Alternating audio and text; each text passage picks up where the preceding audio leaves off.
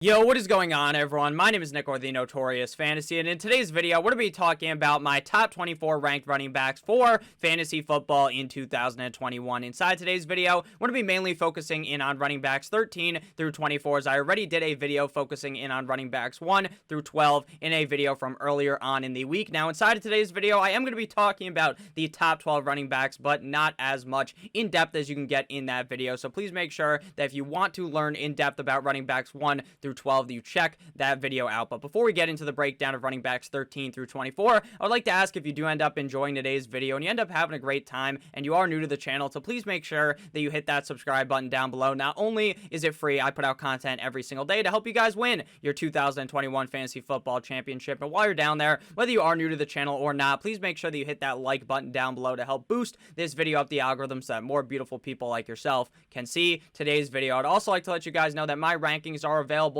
for free on awesemo.com. I also write articles on there every single day. Please make sure that you check both of those things out. The link to them will be in the description as well as in the pinned comment. So without further ado, let's get into the video. So my top 6 running backs, again, with the top 12 running backs, I'm not going to be going as in depth. I'll talk about them for a little bit, but running backs 13 through 24 is where we are doing the deep dive into the position inside this video. So at number 1, we have Christian McCaffrey of the Carolina Panthers. To be honest with you guys, it's basically a no-brainer. That is the number 1 running back. When this guy is healthy, he could drop 30 plus PPR points per game. Not many running backs in fantasy football can do that. If you're at the number 1 overall, just pick Christian McCaffrey every single time. At number 2, we have Dalvin Cook. While there is the slight injury risk that comes with Dalvin Cook, that'll probably end up missing 2 games to 3 games on this season. When the guy is healthy, he is very, very dominant for fantasy football, so that's why I got him at the number 2 spot. At number 3, we have Alvin Kamara, running back of the New Orleans Saints. He is one of the only running backs in fantasy football, just like with Christian McCaffrey, who can rush for 1,000 yards as well as get 1,000 receiving yards. All signs to me at least point to the fact that Jameis Winston is going to be the starter, and that is music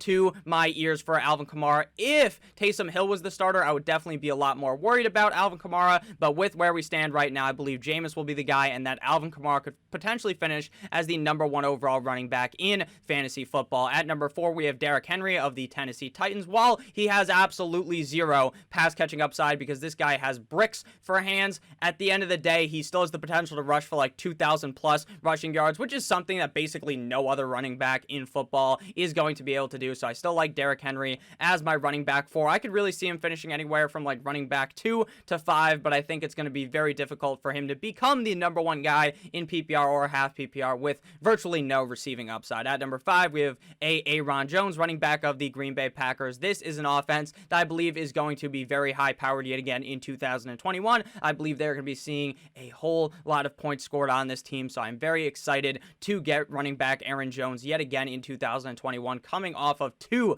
very hot seasons as my running back number 5. At number 6, we have Ezekiel Elliott. Now, to me, it is basically a coin flip between Aaron Jones and Ezekiel Elliott, but right now, Aaron Jones is certainly eking him out because I feel as though this injury to Dak Prescott may be a lot more serious. Adam Schefter last night during the Chiefs preseason game comes out and says that, hey, maybe we need to look a little bit more into this Dak thing because Dak may not be 100% healthy for the start of the season. He may not be healthy at all like during the season, like he's going to be playing banged up, and that doesn't sound the best to me. Again, Dak Prescott looked really fucking good last year. He was really good, and Zeke looked really good with Dak healthy. But if Dak was to get injured and was to miss more time, or he's not 100% healthy, then this offense is going to take a huge bump down, and I am not really looking forward to that. But again, if Dak is healthy, I really do like Zeke this season. Now on to running back 7 through 12. At number 7, we have Austin Eckler, running back of the LA Chargers. The pass catching upside there is what really does it for me. I think this is going to be an offense that scores a whole lot of points. Now, Austin Eckler is not necessarily a workhorse running back in the NFL, but he makes up with it with the very high receiving volume that he gets for the Chargers. At number 8, we have Jonathan Taylor, running back of the Indianapolis Colts. Basically, all signs are pointing to the fact that Carson Wentz is going to actually be healthy. Maybe not week 1 or week 2, but it's not going to be like 7, 8, 9 weeks into the season like the potential seemed to be, honestly, when he ended up getting hurt. A lot of reports for that. Maybe it was going to take a while. Quentin Nelson also appears to be on a very similar timetable, so they should be back at around the same time earlier on in these seasons. So that is music to my ears about Jonathan Taylor. Obviously, Jonathan Taylor's never really going to be a guy that could get 100 plus targets on the season, not because he's not talented in the pass catching game, but because they want to use Nyheim Hines in that role. I think Jonathan Taylor should still have a good season though, but maybe it will be a slow start if Carson Wentz isn't starting week 1, which basically is my expectation at this point. At number 9, we have Saquon Barkley, running back of the New York Football Giants. Now, when you're trying to keep it ultra safe inside the first round, I do think that Saquon Barkley definitely comes with some risk at this point, with the fact that we don't really know if he's even going to be starting week 1. Maybe they put him on a timeshare. Maybe they put him on a load management. Maybe they don't give him as much time in the offense, or maybe they just sit him for the first 2 weeks, then he plays week 3. Again, that is definitely a risk, but when this guy is healthy, he has top 5 potential, so knocking him outside the top 10 would be a little bit crazy. At number 10, we have 9-inch Nicholas Chubb of the Cleveland Browns. I love Nick Chubb as a running back, but the situation he's in would be great because they are a very, very run-heavy team with Kevin Stefanski as the head coach.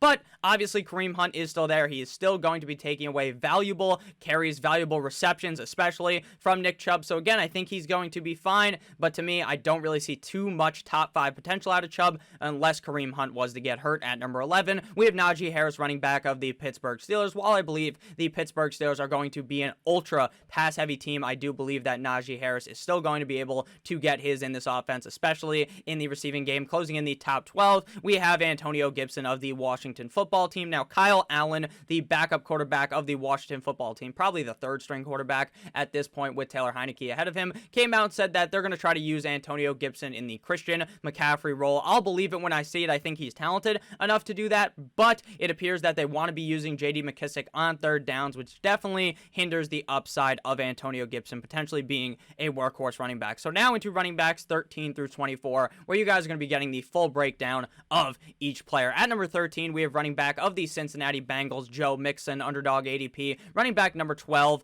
off of the board, overall pick number 19.60. So he's about an end of the 2nd round pick. His overall ADP is 19. I think I may have said 16, so that was a mishap on my end. So when it comes to Joe Mixon, going into last season, I was a huge fan of the potential that Joe Mixon had. I thought that in this offense now with Joe Burrow, I thought the offensive line was going to get a little bit better, and things were going to go very well for Joe Mixon because I believe he has the talent to be a top 5 running back, and I thought the situation was getting a lot better, and it didn't really get all that much better, right? He wasn't looking amazing. He did have that one very big game last season. Week 4 up against the Jacksonville Jaguars. He had 25 carries. He had 6 receptions, 181 total yards, and 3 total touchdowns. He basically blew the back out of the Jacksonville Jaguars. But besides that, it was real dicey. Week 1, he had just 6 points in half PPR. Week 2, 12.6 points. Week 3, 8.5 points. After that big Jacksonville game, 15.4 points, 14.9 points. So again, he was doing pretty solid, but there was nothing really super special about Joe Mixon last season from where I came into the season thinking he was going to be very dominant. Now, last year in 6 games, he finishes the RB 49 in PPR, 49 in half PPR, and the running back 49 in standard. From a points per game perspective, he was the running back 11 in PPR, running back 11 in half PPR, and the running back 12 in standard. But again, those numbers are carried by that huge game he had in week number 4, averaging 16.6 PPR points per game, 14.8 half PPR points per game, and 13.1 standard points per game. So again, you can't really throw the game away that he had last year, right? Because he did clearly play really fucking good in that game, but is that something that is sustainable? Obviously not. Him scoring 40 points in a game is not very sustainable, but can he provide a much bigger uptick this season? I believe so. Now, Joe Burrow, clearly coming into the season banged up, should not be 100% healthy, but will be playing week 1, but he's not going to be firing at 100%. This offense does look to be better. Last night in the preseason game, Joe Mixon, to me, looked pretty good. And with Giovanni Bernard gone, I think that Joe Mixon is going to be seeing a lot more receiving opportunity in this offense. But has the offensive line gotten that much better? Probably not. And they are going to have to be throwing the ball a lot in these games. That's why I have him ranked outside of the top 12. I believe that he does have top 12 potential, but I'm not going to be fooled by the fact that I really like Joe Mixon and I like the skill set that the guy possesses, because I'm just not too sure that this is going to be a year where he cracks the top 12. That's why I got him ranked at running back number 13. Now, where he's going, it is very plausible that I end up drafting him on at least one team because he's going inside of the second round. He isn't really getting overdrafted right now at a price where I would not take him. But again, please make sure that you temper your expectations, because last year they completely threw Giovanni Bernard into the pass-catching role in this offense that kind of screwed over Joe Mixon a little bit. So if that was to happen again, now Giovanni Bernard is gone, but there are running backs behind him that can catch the ball. So I am still a little bit cautious on Joe Mixon, and that's why I got him as running back number 13. Last year he had 119 carries, 19.8 per game, which is something that you are definitely looking for in a running back. 428 rushing yards, 71.3 per game, ranking 45th at the running back position, having 26 targets for 21 receptions, 138 receiving yards, and 4 total touchdowns on the season. So again, the numbers weren't ultra special last season, but if everything goes right in this offense, and maybe the defense plays a little bit better and they're maybe able to run more, which I don't really expect, I think Joe Mixon could be pretty solid. Again, he's kind of one of those players where I just don't feel super positive in one way or super negative in another. To me, he's just a late second round, early third round pick that I'm fine drafting, but I'm not super excited to do it. At number 14, we have a running back that I have ranked much higher ahead of the consensus running back of the Seattle Seahawks, Chris Carson. Underdog ADP, running back 18 off of the board right now. Overall pick 39.50. His ADP was at 37 or 38 actually a couple of weeks ago, and then it went down by 1.5 picks. So obviously there hasn't been too much movement on Chris Carson's ADP, which to me is a little bit crazy because Pete Carroll continues to assert that this is going to be a run-heavy offense, that they're going to try to run the ball, regardless of how good Russell Wilson looks, despite how good DK Metcalf, Tyler Lockett look. It does not fucking matter because Pete Carroll wants to run the football. He does. And there is no backup running backs behind Chris Carson that scare me in the slightest. Apparently, DJ Dallas is looking better than Rashad Penny in camp. Everyone's always seems to be a Rashad Penny truther, a lot of people, and he has not proved anything.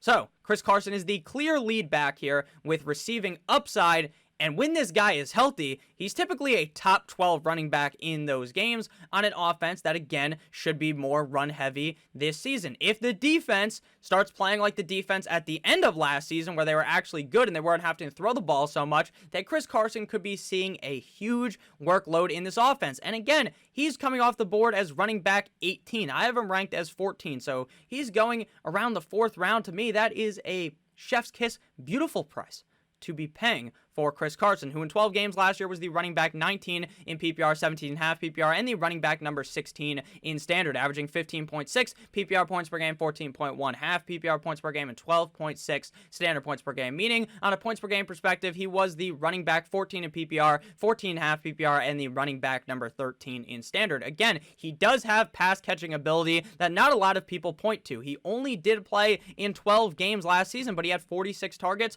ranking 20th at the running back position, 37 receptions, ranking 17th, and 287 receiving yards, ranking 19th at running back. Now, obviously, he's not going to be like Austin Eckler, like Alvin Kamara, like Christian McCaffrey, like Saquon Barkley, potentially catching 7 zillion passes every single game, but he does have more receiving upside than I think a lot of people give him the credit for. He had 141 carries last season, only 11.8 per game, ranking 29th at running back, which I expect to go up. 681 rushing yards and 9 total touchdowns on the season, ranking 15th at running back. If he was to play in a full 16 games, then this guy could easily be a top 10 running back in fantasy football. Now, I understand that there's definitely injury risk that comes with Chris Carson, and I believe that that is baked into his ADP, because if there was no injury concern for Chris Carson, he would probably be coming off the board inside of the 2nd round or the very early 3rd round in a majority of drafts. I believe he's falling because some people have been quote-unquote burnt by Chris Carson because of the injuries, but when the guy is healthy, he's really good. But the craziest thing about his injuries in the past is that none of them are really on the same area. He had a midfoot sprain week 7 of 2020. He had an MCL sprain week 3 of 2020. Didn't miss any games with that. He fractured his hip in 2019, had a shoulder sprain that missed no games in 2019, and had a hip strain in 2018. Besides the hip fracture and the hip strain, nothing has really been connected, and the hip strain didn't make him miss any games. So this isn't like a player whose AC joint is always getting hurt or something, which you can project to potentially happen again. So I think Chris Carson should be fine this season, and obviously, if he doesn't get hurt, he can honestly be a top 10 running back. Next up, we have running back of the Baltimore Ravens, J.K. Dobbins. Underdog ADP, running back number 15 off the board, overall pick 32.90, running back number 15 off the board, like I said, end of the third round pick, and his ADP has been rising a little bit, 35 ADP on July 24th, right now up to pick 32.90. Now, if I'm being honest with you guys, I had a tough time ranking Chris Carson and J.K. Dobbins, because obviously, when you're in your draft, you're going to have to take J.K. Dobbins first, but I believe that Chris Carson could outscore him. J.K. Dobbins is in one of the most, if not the most, run-heavy offense in the NFL. Now, I understand the reason why they're so run-heavy is because Lamar Jackson is out there running the ball left and right all the time, and I understand that,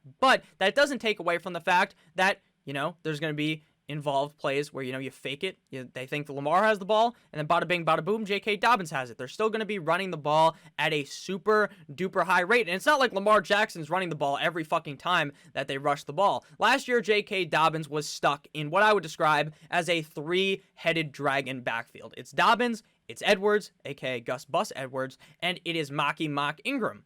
3 running backs. Dobbins is at the end of that ladder. But then eventually, the Baltimore Ravens realized that, man, maybe Mark Ingram really isn't all that good, which everyone knew. He was just a benefactor of the system that he was in 2019. That's why he was so good.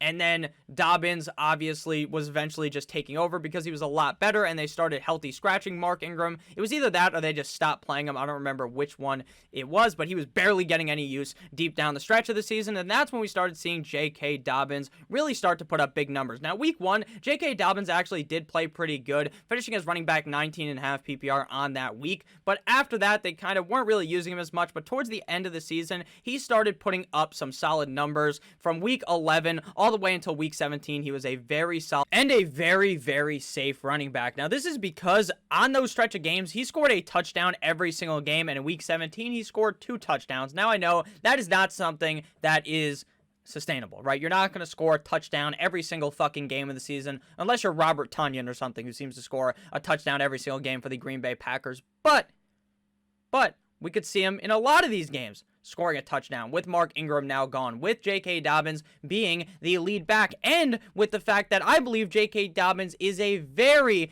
talented pass-catching running back, but hasn't really gotten those looks yet in the NFL. At the Ohio State University, he was getting used in the pass-catching game, and I believe at the NFL level, this season we'll be seeing a lot more targets going his way. Last year, he had 134 carries, 32nd at running back, 805 rushing yards, though, 16th at running back, so only 134 carries, almost turning that into, almost 1,000 yards. Obviously, 800 isn't technically almost 1,000, but you could easily see a way that if he got, couple more carries, like maybe 2 more carries, could have gotten 200 yards on those 2 carries, but you get what I'm saying. He is a running back that I believe could easily get over 1,000 rushing yards and should be able to get over 1,000 rushing yards this season. He had 24 targets on the season, just 18 receptions, 120 receiving yards, and 9 total touchdowns. Again, I believe that target number should be able to easily increase, and if it does, then J.K. Dobbins is going to be sitting pretty here. Running back 15 off the board, my running back number 15. At number 16, we have Clyde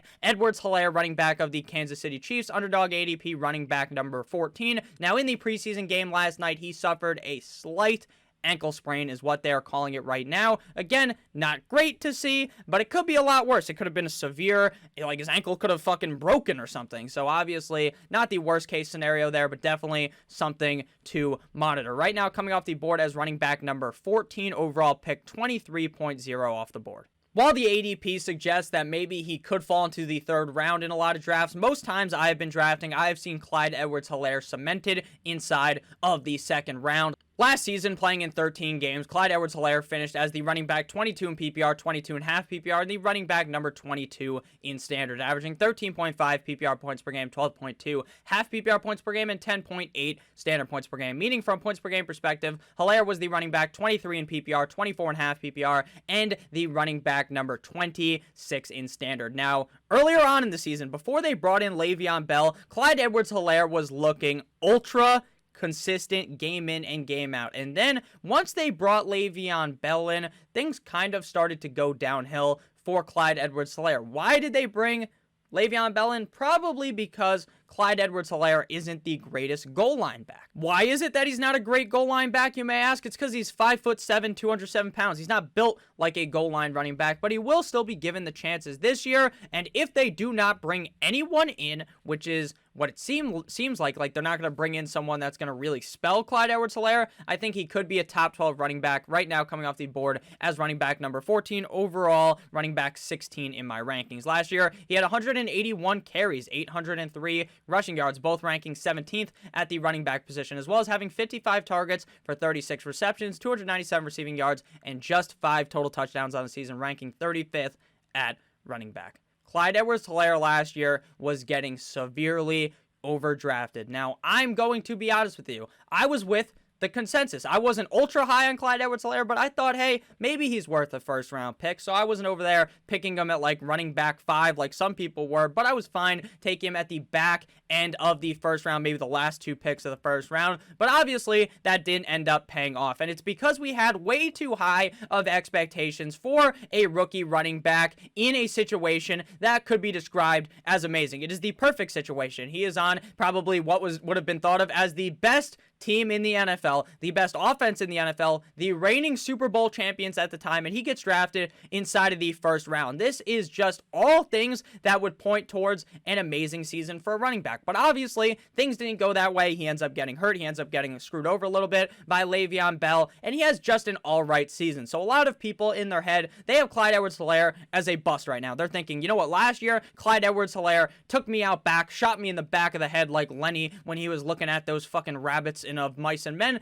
and things are over with. That's basically what people's perspective is with Clyde Edwards-Helaire. But personally, I believe that Clyde Edwards-Helaire has the upside to be a top 12 back. Now, again, I do have him ranked behind Dobbins. I do have him ranked behind Chris Carson, but that does not mean I think he's a bad running back in any way. Running back number 16 in my rankings. At number 17, we have Darrell Henderson, running back of the LA Rams. ADP right now, 43.40. Running back number 19 off of the board. Now, with Darrell Henderson, obviously, he got very lucky to luck into this situation where he is now the starter again of the team. Cam Akers was a running back that I was smacking the table for, beating the drum for, screaming from the mountaintops about how this guy was going to be, without a doubt, a top 10 running back in 2021 and could have top 5 potential. Now, he tears his Achilles, which is not great. That is not something you want to be seeing out of your running back. Obviously, he's out the whole season. Hopefully, he's okay for next season. But Darrell Henderson has been given the keys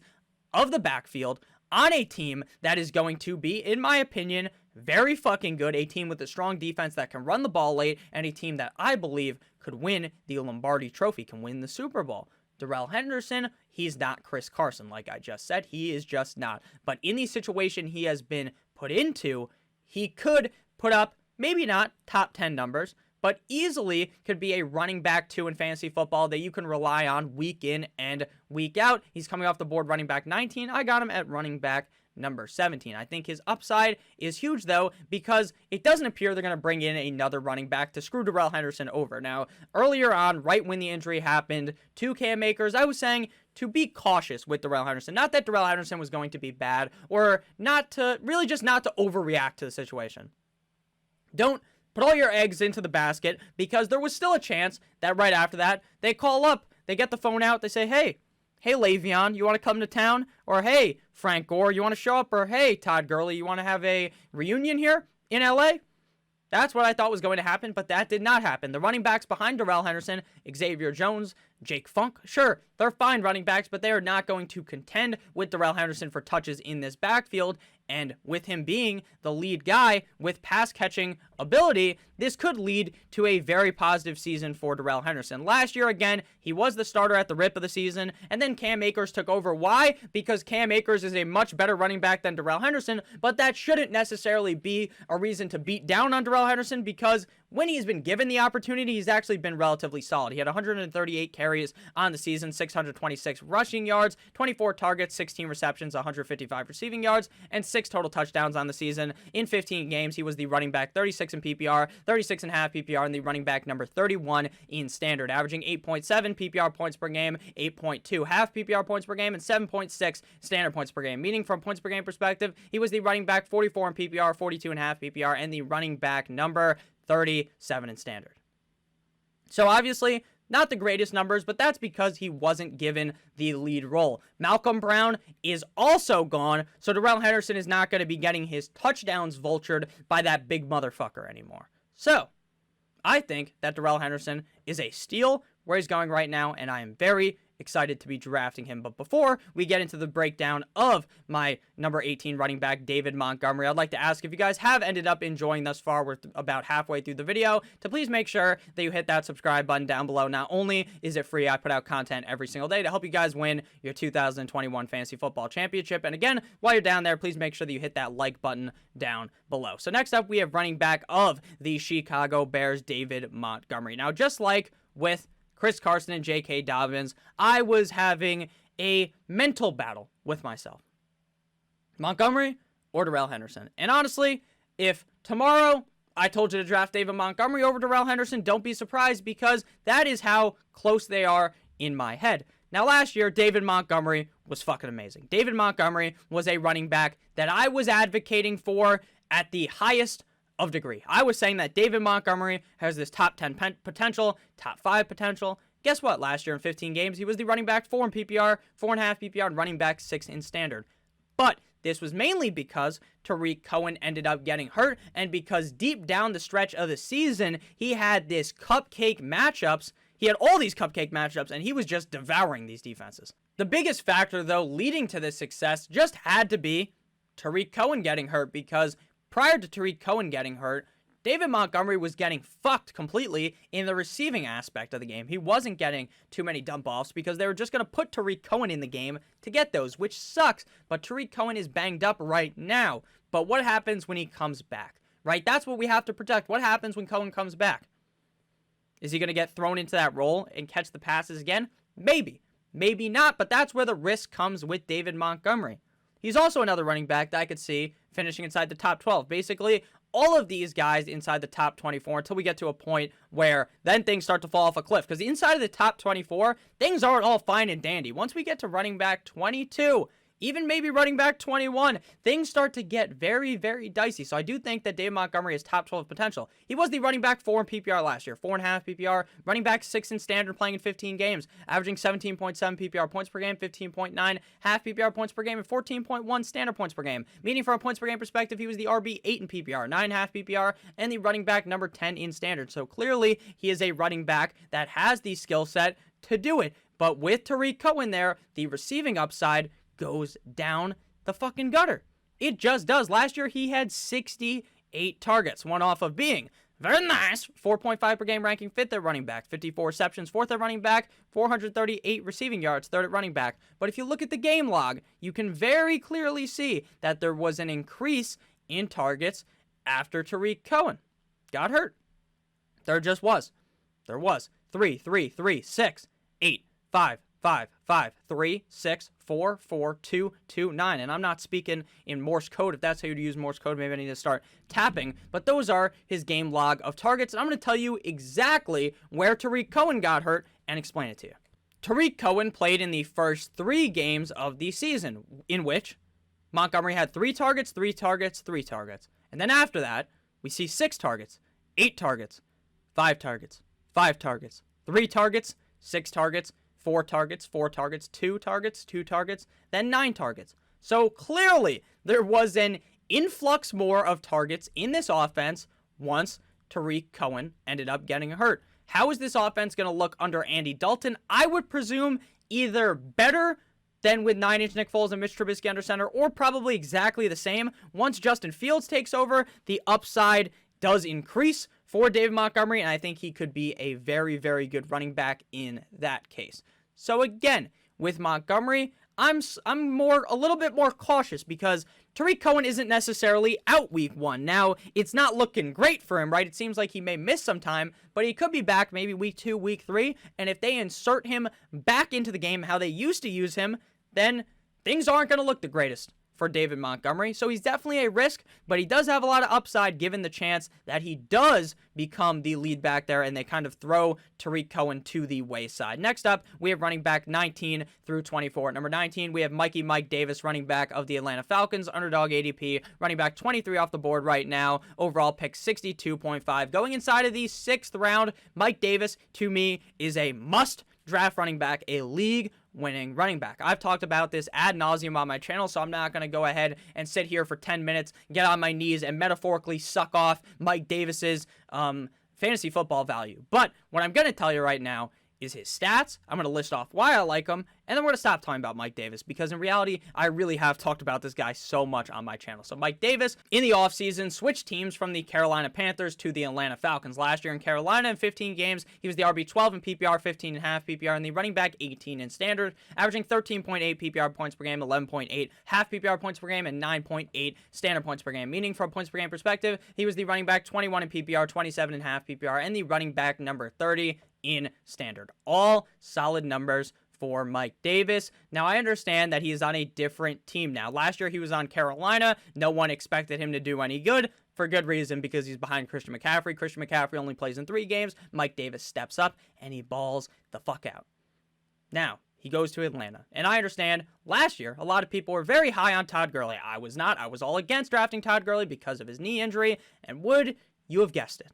Would you have guessed it? Something we could have seen coming from a mile away. The motherfucker isn't very good because he's dealing with a knee injury. And then, now this season, people are drafting Mike Davis later than they drafted a guy last year who had actual knee arthritis, who had a knee issue going into the season, has had a knee issue for a while. They draft him in like the 3rd round, and he does nothing. But now Mike Davis goes to the 6th round.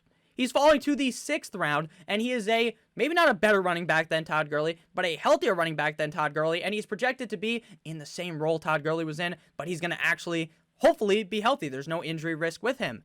And there's no running backs behind Mike Davis that can even spell him at all. So I believe that Mike Davis could easily be a top 12 running back. That running back number 19 is a very modest projection for me because, honestly, the other running backs ahead of him are just, like, I'd feel like an asshole, right? You rank David Montgomery. Like, how are you going to rank David Montgomery behind Mike Davis? That would just seem like an asshole move because I know how good David Montgomery could be, but I also know how good Mike Davis can be. And the thing is with Mike Davis is that this is a clear stranglehold of the backfield scenario. This is a clear workhorse scenario in the 6th round. And Matt Ryan has done it in the past with dumping off the ball to the running backs excessively, which he did with Devontae Freeman in the past. Last year, Mr. Mike Davis had 165 carries, 642 rushing yards, 70 targets, 4th at running back, 59 receptions, 3rd at running back, 373 receiving yards, 8th at running back, and 8 total touchdowns, 18th at running back. Now, I understand Atlanta is a pass-heavy team. I know that. Matt Ryan typically throws the ball top 5 most in the NFL every single year. Why? Because the defense is absolute dick cheese. But Mike Davis is going to get that receiving opportunity. And I just really don't get, I've said this so many times, I've questioned it in these videos. Why do people dislike Mike Davis? The only thing I've seen is because he's old, right? Because he's not 22 years old or something. But guess what? The fact that he is 28 years old doesn't affect my opinion at all of him. He has never been a running back in the NFL that is some type of running back that gets 7 zillion rushing attempts. The most rushing attempts he got in his career was last season. The second most was in 2018, where he had 112.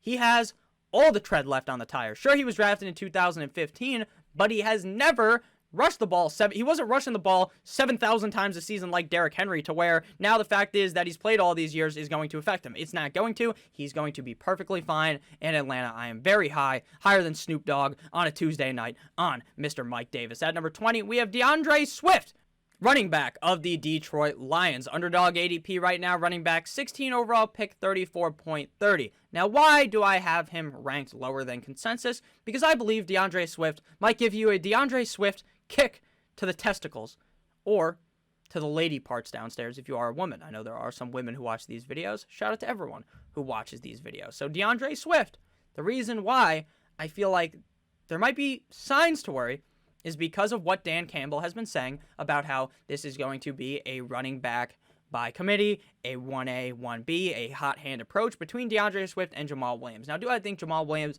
is going to completely destroy any value DeAndre Swift has? Absolutely not. But I do believe that there is some reason from hearing that to be a little bit nervous, to be a little bit more cautious. DeAndre Swift has also been banged up all offseason. It seems like he is healthy now and he should be fine, so that shouldn't be a worry. But don't be surprised if Jamal Williams is taking more opportunities than you thought. I am just really hoping that if you draft DeAndre Swift, I've drafted DeAndre Swift before, so I'm not saying that he's a bust or anything, but understandably, when I draft him, I am really hoping that Jamal Williams is not involved at all, really, in the receiving game, because a lot of the value of a Detroit Lions running back with how bad this offense is going to be in the pass catching game. He had 57 targets last year, 12th at running back, 46 receptions last year, 11th at running back, 357 receiving yards, 10th.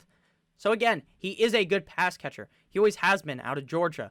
But please just be a little bit more cautious about Jamal Williams, because I don't think most people are. 114 carries, 521 rushing yards, 10 total touchdowns. So I have him ranked as running back 20. Overall consensus right now, the ADP is running back 16. So I'm not really all that low on him. I still think he's a fine draft pick. But again, just stay a little bit cautious on Mr. DeAndre Swift. Now to running back number 21. This is where things really start to get dicey. Running back of the Miami Dolphins, my Miami Dolphins, Myles Gaskin, ADP running back 27 off the board right now, pick 75, 7th round pick. He has fallen just completely off of a cliff, his ADP. He went from like a 5th round pick basically every single time now to a 7th round pick.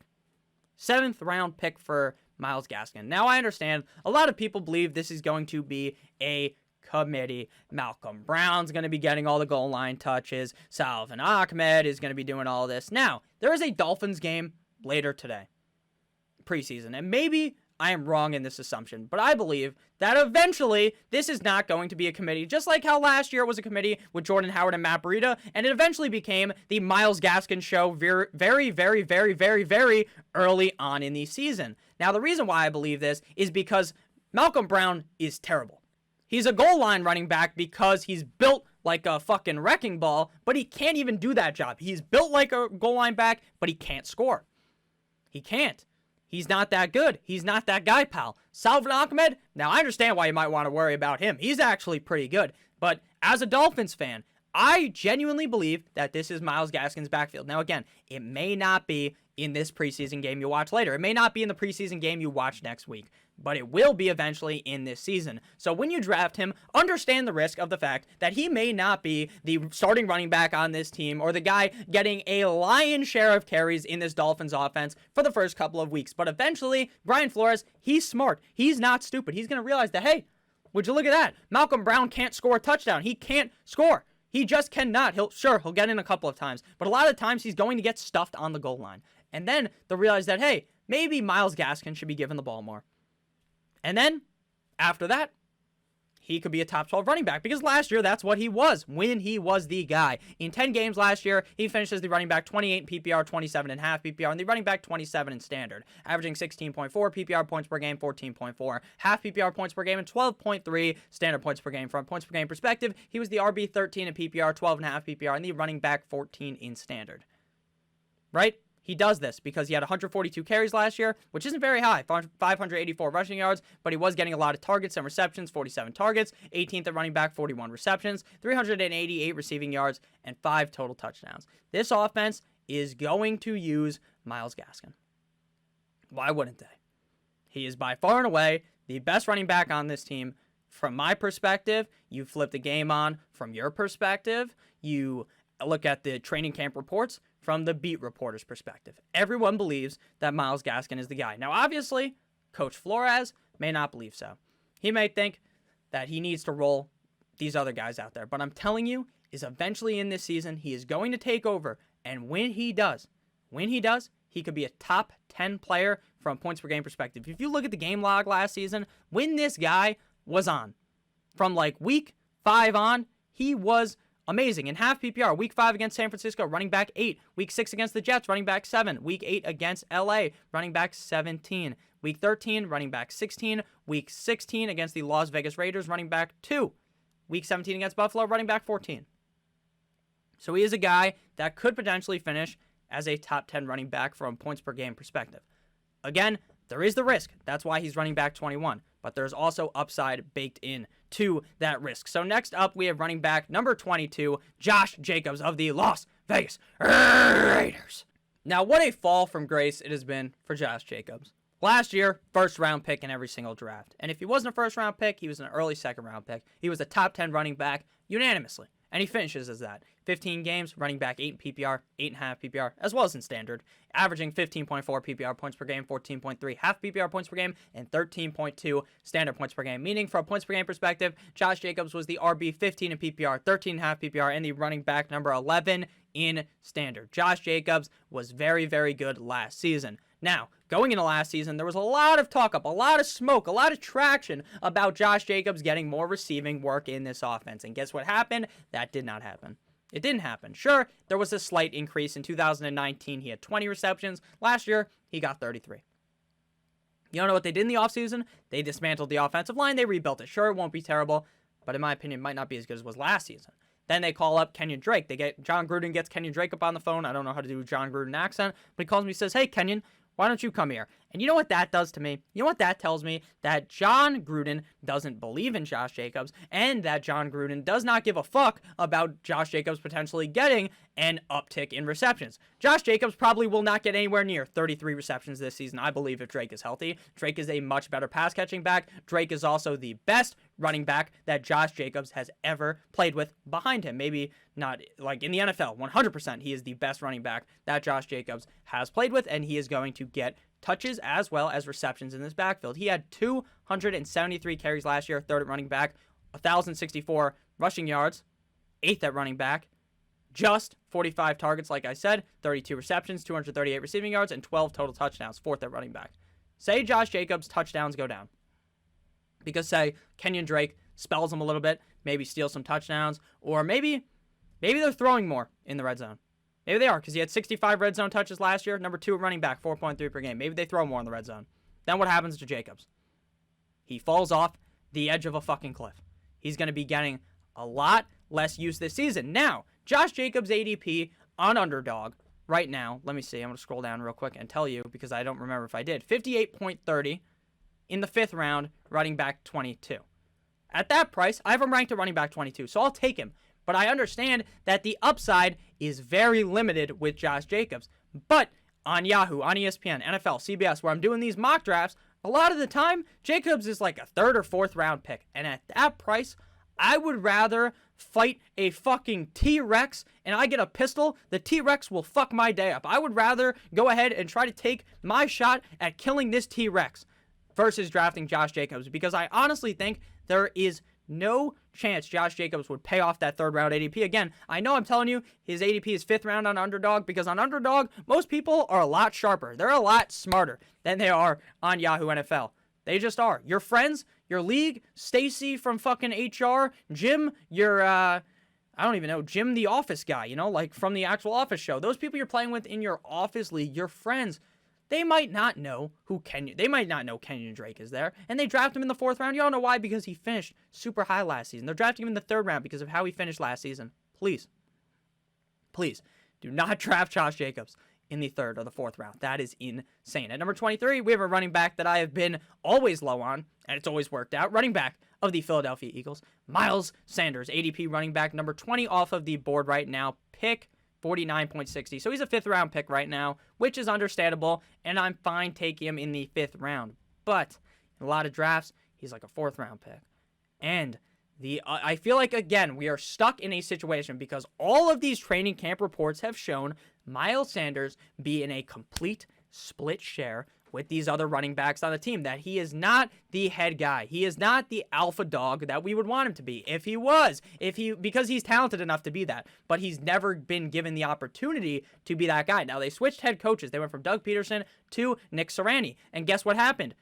It still appears that he's using the Doug Peterson fucking coaching philosophy of a running back by committee. And if that is the case, which is what all signs are pointing to, hopefully in the third week of preseason, we see all these guys together. Hurts, hopefully, because Hurts had like the stomach bug last night or the night before, whenever that preseason game was. Hopefully, we actually see Hurts with Sanders with all these other running backs. And if Sanders is the lead dog, he is the big dog in this backfield, then I'm fine taking him. But understand the risk that this could be a complete and utter committee, which I understand is a risk with Myles Gaskin as well. But, man, Myles Gaskin broke out of the committee. Myles Gaskin broke out of the committee. Miles Sanders did not. Maybe it's because Myles Gaskin spells Miles cooler. Maybe that's why. Because he's miles ahead of Miles Sanders. You get it? Haha, so fucking funny. So, in 12 games, Miles Sanders was the RB 23 in PPR, as well as in half PPR and 21 in standard, averaging 14.2 PPR points per game, 13 half PPR points per game, and 11.9 standard points per game. Meaning, from points per game perspective, Miles Sanders was the RB 20 in PPR, 19 half PPR, and the running back 16 in standard, tied with Antonio Gibson. He had 164 carries on the season, 871 rushing yards, 14th highest at running back, 52 targets, 15th at running back, 28 receptions, 197 receiving yards, and 6 total touchdowns. Again, I am very much a believer in the fact that Miles Sanders is going to get bent over the table and fucked relentlessly by the running back by committee in Philadelphia. That's my standpoint on it. If you believe differently, that's okay. If you think it's his backfield, then please draft him at his ADP, because then he is very much worth that pick. Final running back inside the top 24, Kareem Hunt, running back of the Cleveland Browns, underdog ADP running back, 25 off the board, overall pick 67.50. His ADP is on a upward spiral right now, going on the up and up. Now, with Kareem Hunt, what was surprising last year was I was saying that, man, Kareem Hunt's going to be fine, but if Nick Chubb gets hurt, man, oh man, this motherfucker is going to be a top 10 running back in fantasy football in those games. He's going to be dominant. Guess what happened? He was basically the same with Nick Chubb or without, which makes no sense. Maybe it's because he's so good because of how efficient the team is with using both of them. That, I guess, would be my assumption on that. Last year in 16 games, running back 10 in PPR, 10 in half PPR, and 10 in standard. Kareem Hunt is the classic case as to why in every one of these videos I bring up the points per game finish versus the regular finish. Because regularly, on the regular finish, he's running back 10. But from a points per game perspective, he's running back 22 in PPR, 21 in half PPR, and 20 in standard, averaging 13.7 PPR points per game, 12.5 half PPR points per game, and 11.3 standard points per game. So there is a clear distinction to make between game finish at the end of the season and per game finish. So make sure that you're always looking at points per game finish, because that is more telling, at least in my opinion, of how good the running back was on the season. Last year, he had 198 carries, ranking number 11 at running back, 841 rushing yards, 15th at running back, 51 targets, 17th at running back, 304 receiving yards, 38 receptions, and 11 total touchdowns, ranking 7th at running back. So I expect him to be very solid again, but his upside really isn't all that high.